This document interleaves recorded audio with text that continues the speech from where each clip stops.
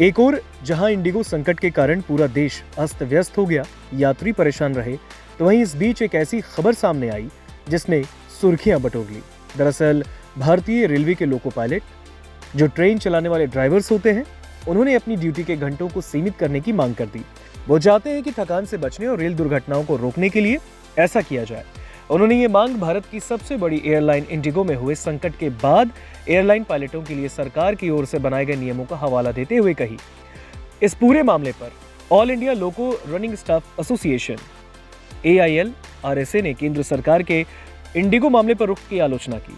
Association ने एक बयान में कहा, सरकार का रवैया बहुत नरम है, जबकि सरकारी कर्मियों के मामले में अलग रणनीति अपनाई जाती है। अगर लोको पायलट अपनी मांग पर अड़ जाते हैं तो इसका असर ट्रेनों पर साफ दिखाई दे सकता है। ऐसा होने पर रेल यात्रियों को भी बड़ी मुसीबत का सामना करना पड़ सकता है। किसी भी सरकारी या फिर सार्वजनिक क्षेत्र के उद्योग में जब भी कोई कर्मचारी आंदोलन करता है तो उस पर अक्सर अनुशासनात्मक कार्रवाई की जाती है, आरोप पत्र दिए जाते हैं और उसे दबाया जाता है। ऐसा करते समय सभी तरह के काले नियमों का इस्तेमाल होता है और इसे यात्रियों की सुविधा या जरूरी सामान के परिवहन के लिए सही ठहराया जाता है। लेकिन जब बड़ी निजी कंपनियां सुरक्षा नियमों का विरोध करती हैं तो सरकार उनके आगे झुक जाती है, भले ही इससे सिस्टम की सुरक्षा खतरे में पड़ जाए। चलिए आपको हम ग्राफिक्स के जरिए बताते हैं कि लोको पायलट आखिर सरकार से मांग क्या कर रहे हैं। इसमें पहली मांग है 6 घंटे की दैनिक सीमा के साथ FRMS आधारित ड्यूटी नियमों को अपनाना। दूसरा, लगातार 2 से ज्यादा नाइट ड्यूटी नहीं। तीसरा, सर्कैडियन विज्ञान रोस्टर। चौथा, हर ड्यूटी के बाद 16 घंटे आराम की गारंटी देनी।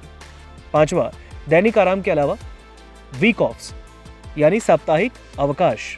चालक दल के शेड्यूलिंग में थकान मॉडलिंग, वैधानिक प्रवर्तन और पारदर्शी निगरानी। प्रमुख पदों पर 30% तक रिक्तियां जो वैकेंसी है उसे भरना।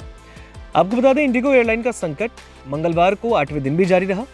मंगलवार तक देश भर में इंडिगो की 200 से ज्यादा फ्लाइट कैंसिल हो चुकी हैं। पिछले कुछ दिनों में कैंसिल होने वाली फ्लाइट की तादाद 2000 से ज्यादा है। हालांकि सरकार के हस्तक्षेप के बाद हालात कुछ सुधरते दिखे हैं। वहीं इंडिगो का कहना है कि आगामी 10 दिसंबर तक स्थिति सामान्य हो जाएगी।